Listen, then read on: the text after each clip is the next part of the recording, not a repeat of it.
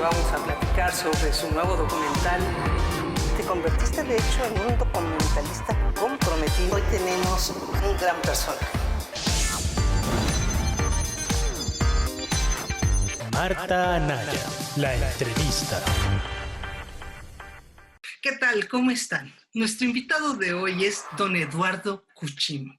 Él fue consejero del Instituto Electoral del DF y claro que sabe del tema. Tiene incluso varios escritos sobre el voto, la democracia, la cuestión electoral.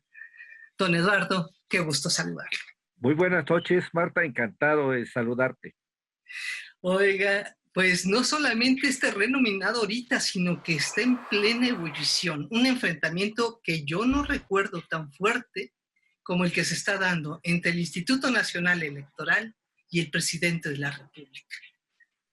En efecto, Marta, son tiempos inéditos como muchas otras cosas que ocurren actualmente en el país. Es un enfrentamiento indeseable, desde luego. No es adecuado para el avance democrático del país, no es adecuado para el desarrollo correcto del proceso electoral. No es adecuado que haya esta confrontación entre el Instituto Nacional Electoral, el presidente de la República y el partido Morena. Entonces, yo creo que aquí lo deseable es que de ambas partes, porque también del INE ha habido por ahí excesos verbales.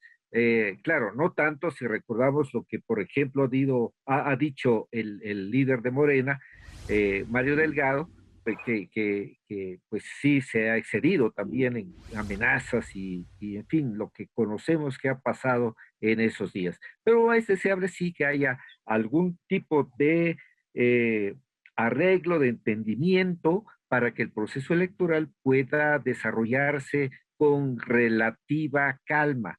Y digo con relativa calma, Marta, porque como tú sabes, como el auditorio sabe, estamos en medio de una violencia de otro tipo, no necesariamente electoral, pero que está inmerso el país en esto, el proceso electoral, desde luego, y bueno, lo que menos necesitamos es que haya un enfrentamiento entre el árbitro y uno de los jugadores. Esperemos que para bien de todos pueda esto llegar a algún entendimiento. A todos se les ha pasado la mano, ¿no? Yo diría que desde el propio presidente, Por supuesto. de atentado contra la democracia, el árbitro creo que también, ¿verdad? Sí, en efecto, parece que por momentos pareciera que están hablando en tono revanchista, pareciera que está dominando su ánimo el recorte presupuestal de 900 millones de pesos, parece que pesa sobre ellos, no de todos, pero sí de una parte importante del Consejo General. Pareciera que pesa en su ánimo el hecho de que se les cuestiona desde la tribuna presidencial, y no se diga desde la dirigencia de Morena, y parece también que están inconformes, creo yo, seguramente están inconformes con que se les toque el bolsillo o se intente tocarles el bolsillo.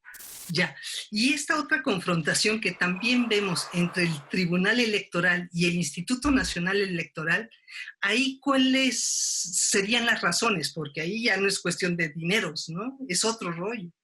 Sí, ahí, Marta, yo creo que en la actual integración de ambos órganos, el instituto y el tribunal, ha habido un desencuentro sordo, a veces no tan sordo, que tampoco debería existir. Que si dice el INE, no, nosotros no tenemos encima o por encima de nosotros al tribunal.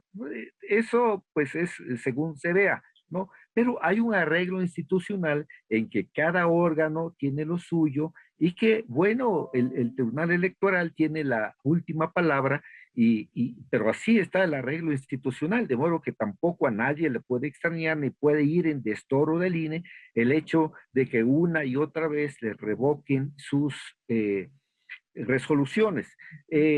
ahí yo creo también que influye el hecho de que el Tribunal Electoral está inmerso en una situación muy difícil en la que la cabeza del tribunal, el presidente del tribunal, está siendo cuestionado no solamente por las decisiones que toma en lo jurisdiccional, no solamente por los desencuentros que ha tenido, ya no con el INE, sino con el Consejo de la Judicatura, porque hay 3 consejeros de la Judicatura que forman parte de la Comisión de Administración del Tribunal y que estos 3 consejeros que hacen mayoría en un cuerpo de 5, está tratando de poner orden y transparencia en los gastos del tribunal, y esto pues no le gusta al actual magistrado presidente José Luis Vargas, pero no solamente es eso, sino que está siendo investigado por la FGR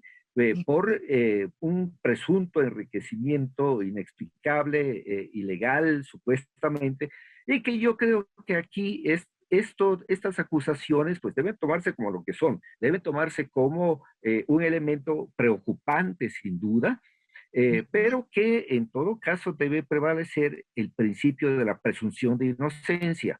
Entonces, el asunto es que esto hace de nuestra máxima autoridad un órgano frágil que pues tampoco es bueno, porque, bueno, y a esto tenemos que agregarle, Marta, el enfrentamiento interno que existe no de ahora, sino de atrás, particularmente entre los magistrados que forman la minoría y el magistrado presidente.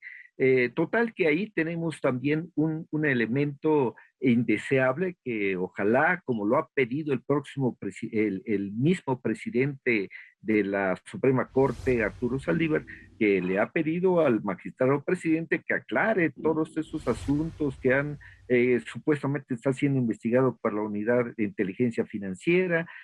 Sabemos que hay una denuncia en la Fiscalía Anticorrupción de la Fiscalía General de la República. Pues sí, el ministro presidente le ha pedido al magistrado presidente del tribunal que aclare estas cosas, e incluso ha habido opiniones de que debería separarse por lo menos de la presidencia de la máxima autoridad en materia electoral. En fin, que tenemos ahí un amasijo de situaciones que están influyendo, Marta, están rodeando a un proceso electoral sin precedentes, y no solo porque hay en juego miles de cargos, hay elecciones concurrentes en prácticamente todos los estados, entonces tiene un tamaño sin precedentes la elección. Lorenzo Córdoba ha dicho bien que es la más grande de la historia, pero no es solo esto, sino que es también un proceso electoral atípico porque se está desarrollando en medio de una pandemia que ha puesto de cabeza al país y al mundo. Entonces, un elemento que deberíamos tener es la normalidad en las relaciones entre el árbitro, los jugadores y el superárbitro, que es el Tribunal Electoral. Esto no lo tenemos, esperemos que sí podamos tenerlo en lo que falta del proceso electoral. Híjole, es que ahora sí que acaba de describir el amasijo y ahora sí me aterró, porque a ver, tribunal absolutamente frágil, un árbitro molesto porque le tocan su bolsillo, sus dineros, un presidente desde Palacio Nacional que está pues con resabios que está poniendo sobre la mesa, ¿no?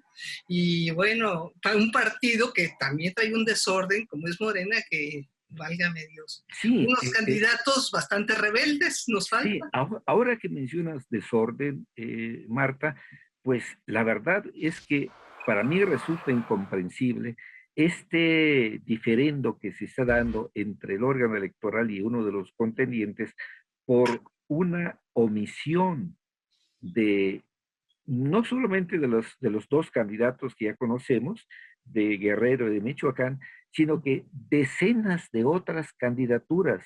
No hay ningún otro partido que haya sido tan omiso en tantos casos y a los que se les esté cancelando la candidatura, las candidaturas. Son decenas de casos, Marta, que refleja una grave irresponsabilidad de parte de la dirigencia de Morena, de la Claro. dirigencia nacional de Morena, que tendría que haber estado vigilante de que esas omisiones no se cometieran. Y en cambio de eso, a diferencia de eso, lo que tenemos es una bronca en el Instituto Nacional Electoral. Recordemos que las decisiones que ha tomado el Consejo General han sido por votación dividida, Sí. en el último caso por la mínima diferencia de un voto, Mm. y que todo pudo evitarse si se hubiera cumplido con algo tan elemental, tan sencillo como es presentar el informe, que dicen que no hubo campaña, no hubo pre-campaña y entonces no tenían la necesidad, no, sí tenían la obligación de presentarlo, aunque fueran informes en ceros, pero eso, ni eso hicieron. Y la consecuencia es que se está aplicando literalmente una disposición eh, que está en la ley, esto hay que tenerlo presente, el INE actuó Sí. con apego a esa disposición legal que Sí. dice, si no presentas tu informe, te cancelo el registro o no te permito que te registres. Pues sí, eso es literal con la ley. Otra cosa es que sea una sanción desproporcional. Este es otro asunto, pero se pudo evitar todo eso con el solo cumplimiento de algo tan sencillo como la presentación de un informe, pero Morena no lo hizo. Entonces, también yo he dicho que el árbitro está por momentos actuando como jugador y le mete goles a Morena, pero es Morena quien le puso el balón al Sí. jugador árbitro. Bueno, es muy lamentable lo que pasa con la dirigencia de este partido. Claro, tan sencillo que hubiera sido presentar el informe, no tendríamos todo Y este nos lío. evitábamos toda esta bronca, incluso que desde la presidencia de la República, yo diría, mala hora, se esté hablando de un atentado contra la democracia, porque Sí. no es un atentado. Lo cierto es que el INE actuó, aplicó una ley que fue aprobada por los partidos, por el Congreso de la Unión en su momento, y que es sencillamente aplicar la ley que si es una medida, es una sanción excesiva, yo creo que sí lo es, pero esto no significa que haya un atentado, porque finalmente podemos hablar de una lectura incompleta de la ley que no se concilia con lo que dice la Constitución, todo esto es cierto, pero para esto están justamente primero el Instituto Nacional Electoral, cuyas decisiones, y esto es algo muy importante, no son definitivas, están sujetas a revisión. Y entonces lo que tenemos que hacer pues, es sencillamente con toda tranquilidad usar las vías establecidas y todos contentos. Y Pero el cuando se llega a la tribunal, última palabra, pues todos acatarla, obviamente. claro, pero el tribunal ya vimos que la primera vez que le llegó esta pelota se lavó las manos y se la retachó al INE, ¿no? Sí, el tribunal yo creo que actuó un poco porque el INE, si el tribunal revocaba de inmediato, entraba en plenitud de jurisdicción y revocaba, pues iba a quedar como el villano de la película y el INE como el héroe Bueno, que es sometido por el villano, ¿no? Entonces, por eso lo devuelve. Pero fíjate que es muy interesante la sentencia del tribunal porque le dice, INE, tú aplicaste la ley y la hiciste de una manera drástica, sin graduar la falta. sí, Entonces, vuelve a revisar y ten en cuenta estos parámetros. Y se los dice puntualmente el tribunal, la sala superior del tribunal, eh, porque dice también que esta disposición tan dura no puede aplicarse de manera automática. Eso se lo dice el tribunal en su sentencia al Consejo General del INE. No se puede aplicar de manera automática, porque se trata, Marta, de algo muy serio. Es matar candidaturas, es eliminar candidaturas. lo cual, si tenemos en cuenta que es un derecho humano el votar y ser votado, pues está metiendo en afectación de derechos humanos. Claro, pero yo he escuchado también a los juristas decir, no le toca al INE interpretar, en todo caso los propios legisladores debieron haber cambiado esa legislación que es anticonstitucional, ¿no? En efecto, hay lecturas de que le ven visos de inconstitucionalidad a esa disposición draconiana, porque ciertamente la Constitución habla de sanciones, de penas graduales y proporcionales a la falta. Y la discusión en el INE, en el Consejo General, fue desde mi punto de vista muy rica, Marta, y esta es una de las virtudes de los cuerpos colegiados. Yo, optimista que soy, le veo la parte positiva, la parte encomiástica del asunto, porque se dio una discusión en la que uno de los consejeros, Ukip Espadas, decía, votó en contra él, en contra de confirmar de cancelar el registro a Félix, la ¿no? candidatura. Decía, bueno, ¿cómo le voy a explicar a mis alumnos que se tomó una decisión máxima, la máxima pena, cuando se trataba de una falta en la que el Instituto Electoral pudo probar que el máximo involucrado, el monto involucrado, eran 19,000 pesos?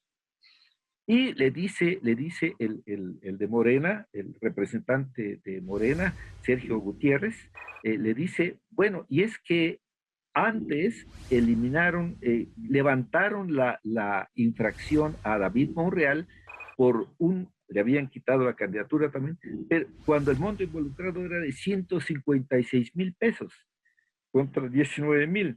Pues sí hay una disparidad, ¿no? Aunque son casos diferentes, por supuesto. Muy distintos, pero además no es un problema de pesos y centavos. La verdad, ni siquiera se sabe cuánto fue lo que gastó, porque no hubo manera de corroborarlo. O sea, exacto, yo creo que es un engaño, ¿no? Ahí está el punto de vista de la autoridad, porque dice la autoridad, bueno, pude descubrir que hubo 19,000 pesos y que hubo ciertos actos que indican que sí hubo precampaña. Y esto lo confirma el tribunal, la sala superior, en aquella sentencia de la que hablábamos, confirma, eso fue así. Sí hubo campaña y sí hubo omisión. Entonces se da esta discusión porque la gravedad de la sanción es que la autoridad electoral no pudo fiscalizar porque no tuvo el informe, no tuvo un punto de partida para confirmar que esos gastos habían correspondido a la realidad. Porque si comparamos el efecto de los 19,000 pesos con el monto del tope de gastos, que es un monto millonario, entonces pues es insignificante. Pero la gravedad de la conducta ahí estuvo. Y entonces viene la otra parte. Y luego tratar de engañar, de sí les envié, pero no les envié el informe. La verdad ha habido como mucho dolo de parte de Morena, ¿no? Yo creo que, yo veo más bien descuido, Marta. Yo veo un descuido grave, importa poco lo que dice la ley. No, no es así, ¿no? Entonces, por eso hablo yo de la riqueza de la discusión, porque se decía esto, ¿no? Bueno, sí, pero yo no pude, autoridad, yo no pude confirmar los casos porque no me dijiste cuáles eran, ¿no? Y yo le veo a esto un punto virtuoso que a mí, bueno, como presidente de una comisión de fiscalización que fui, que me llama mucho la atención porque el talón de Aquiles del Instituto Nacional Electoral, lo he dicho muchas veces, de muchas maneras, ha sido la fiscalización. Cierto. Y Marta, recordemos, por ejemplo, el caso de Enrique Peña Nieto, que realizó una campaña faraónica, dispendiosa, y el INE resolvió, creo que antes era, que en ese momento era Instituto Federal Electoral, resolvió que no había rebasado el tope de gastos de campaña. Claro, esto fue una operación dentro del instituto a cargo del jefe de la unidad de fiscalización, Cierto. Alfredo, cristalinas le decían en su Sí. momento, ¿no? Este, Y que fue vergonzoso realmente. exacto, y esto fue, recuerdo mucho la actitud de Alfredo Figueroa. Ahí estaba Lorenzo Córdoba, que en un principio acompañó la posición solitaria de Alfredo Figueroa y luego se echó para atrás Lorenzo Córdoba y Alfredo volvió a quedar solo en su intención de que aquel informe inverosímil Sí, se devolviera a la comisión y a la unidad técnica de fiscalización para que se elaborara el informe. Perdió. Pero bueno, este INE que fue capaz de hacer esa desmesura vergonzosa al exonerar a Peña Nieto, ahora está fijándose en un caso en que el elemento fiscalizador está siendo usado para sancionar y imponer una sanción muy dura. Eh, pero el lado virtuoso que yo lo veo, Marta, es que independientemente de cuál vaya a ser el resultado de esto, yo creo que el INE no cumplió la sentencia. Yo creo que hay altas probabilidades de que el tribunal revoque, pero bueno, eso es. Pero independientemente de esto, eso es algo que está por verse. Independientemente de esto, el hecho es que a mí me causa una muy buena impresión que el elemento de fiscalización esté siendo usado como tiene que ser usado. Primero, el rango de exigencia a los partidos, a los contendientes, y luego que se impongan sanciones fuertes más allá de lo pecuniario. ya, Ya hablamos de por qué no es precisamente la mejor decisión, pero ese es otro punto. Lo que a mí me satisface es que la fiscalización está siendo utilizada para realmente avanzar en la limpieza democrática. claro. Por eso se habla tanto de que ahora sí le carga la mano el INE a Morena y antes no. Eso lo Y antes, entiendo, pero me queda clarísimo. Pero bueno, el hecho es que ahorita volvió el tema de Félix Salgado, de Morón, de los dos candidatos al tribunal. Y el presidente sugiere pues que simplemente haga una encuesta y que ahora sí que voten y digan, ¿puede un tribunal hacer eso? no, eso es una salida risible, que seguramente el propio presidente se reía para sus adentros cuando lo estaba haciendo, porque obviamente ese no es el camino. Aunque hay que entender también esta animadversión que tiene el presidente con la autoridad electoral y con las autoridades electorales, porque sí es cierto que durante sus anteriores intentos fue víctima de muchas maniobras, de muchas injusticias, pero lo que habría que pedirle al presidente es que no olvide que en este momento él ya no es candidato, él ya no es el competidor, sino que es el jefe del Estado mexicano y que sus actitudes y sus declaraciones y su conducta tiene que ir de acuerdo con ese rango superior que tiene la jefatura del Estado mexicano.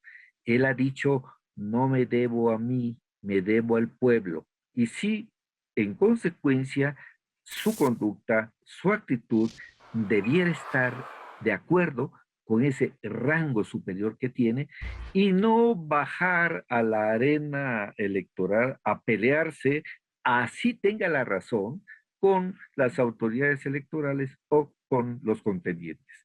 Esa, eh, eh, algo así como cierta majestad que debe tener la jefatura del Estado mexicano, Andrés Manuel López Obrador está obligado a conservarla y a hacerla brillar y no lo contrario.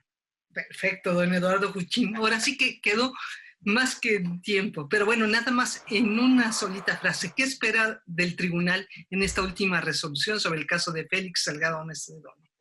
Yo creo que este tribunal que tantas deudas tiene con la democracia, es posible que revoque la sanción draconiana que impuso el Instituto Nacional Electoral y restituya las candidaturas. Que hay que decir también, Marta, que uno de los candidatos afectados es sencillamente impresentable. Félix Salgado Macedonio debió ser sometido a investigación y sometido a que quedara limpio su nombre de las graves acusaciones que le han hecho, o bien tuviera que afrontar la responsabilidad por sus actos. Eso no ocurrió. Yo creo que es un candidato difícil de defender, pero no es eso lo que está en juego, porque ahora no se le está juzgando por esas denuncias, sino por su conducta ante el proceso electoral. Son cosas distintas para que, digo, no se confunda que estamos defendiendo al indefendible, sino que estamos defendiendo la limpieza, la rectitud en los asuntos electorales del país. Por supuesto. Don Eduardo, muchísimas gracias. Qué gusto realmente escucharlo. Es efectivamente un placer platicar contigo, Marta. Un fuerte abrazo sin coronavirus. Va, hasta la próxima. Vamos a platicar sobre su nuevo documental. Te convertiste de hecho en un documentalista comprometido. Hoy tenemos un gran personaje. Marta Anaya, la entrevista.